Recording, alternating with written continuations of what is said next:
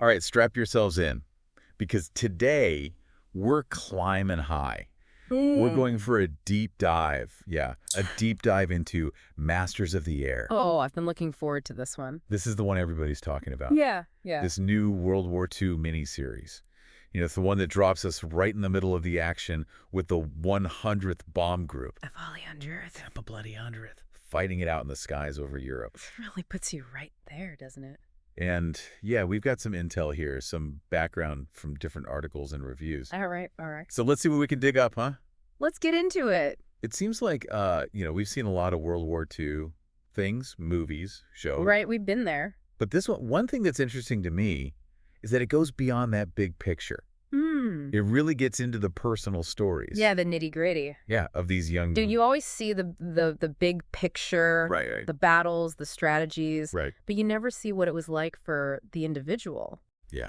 Yeah, to really be in that bomber. To be a 20-year-old kid Yeah. flying over Germany, knowing you might not come back. So what stood out to you about how they capture that in Masters of the Air? Well, one thing that I was really interested in is how the series is planning to show the psychological effects of the war.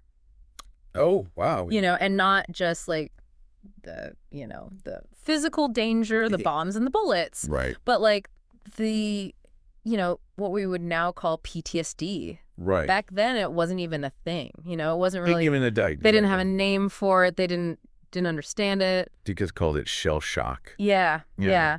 But to see how they are planning to show them struggling with that dramatically, I think that's really powerful. I think so too. Yeah. Just Yeah. to be in those situations day after day. Day after day, yeah. I mean, I can only imagine what kind of an impact that has on a person. It has to. It has to. Yeah. And the source material also mentioned how it was going to highlight how intense the bonds were that these guys formed under that kind of pressure. Oh, absolutely. Do we get any hints about how they're going to show that on screen? It's interesting because instead of just telling us, oh, they're friends, Right. there's a scene that's described where these two airmen, Okay. they're sharing like a smuggled bottle of liquor before a mission. Wow. And it's such a small moment. Right. But it says so much about how they needed to find any kind of comfort and connection that they could Before going out and possibly not coming back. facing death. Yeah. It's just a small human moment. It's those little glimpses, right, Yeah. that make it all the more real. Absolutely. So we can't talk about this series without talking about this bomber, the B-17. The Flying Fortress. Yeah, Flying Fortress, which, I mean, from what I hear, is practically a character in this series. Oh, yeah. It's so central to the whole thing. Absolutely. So remind me again, why was this bomber so important? So the B-17 was like the workhorse of the American bombing campaign. Okay. And Masters of the Air really seems to be leaning into that. Yeah. And, think about it. They needed a plane that could carry, an enormous payload of bombs. Right. But also, it needed to be able to fly incredibly long distances to hit targets, Right. in the heart of Germany. Deep into enemy territory. Absolutely. Yeah. And the B-17, it did just that. It was up for the challenge. Yeah. Wow. It was a beast.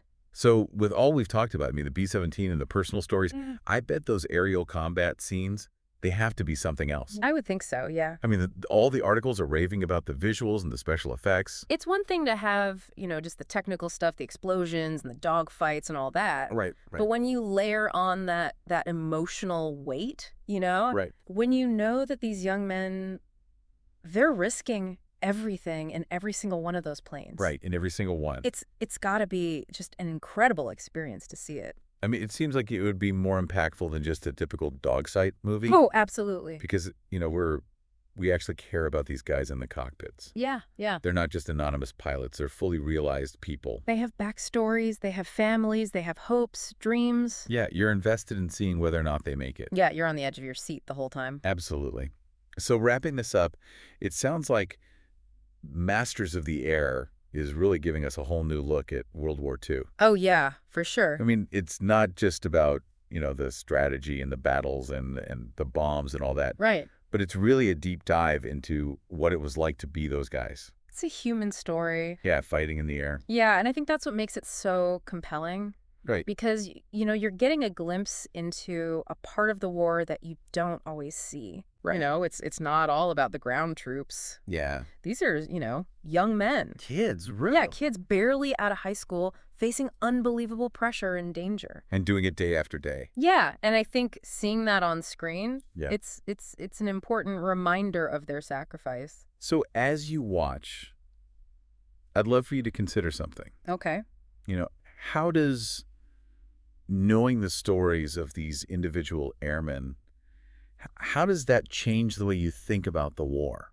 That's a good question. I mean, does it make the history Yeah, does it make it feel more real to you? Yeah, does it make it feel closer? Does it give it a new immediacy? It's easy to think of these historical events as just dates on a page. Right. But when you see the faces and hear the stories, Yeah. it becomes something else entirely. Yeah, so let us know what you think. Yeah, we want to hear from you. Hit us up in the comments. Absolutely. All right, till next time. Keep your eyes on the skies. We'll see you then. Bye. Bye.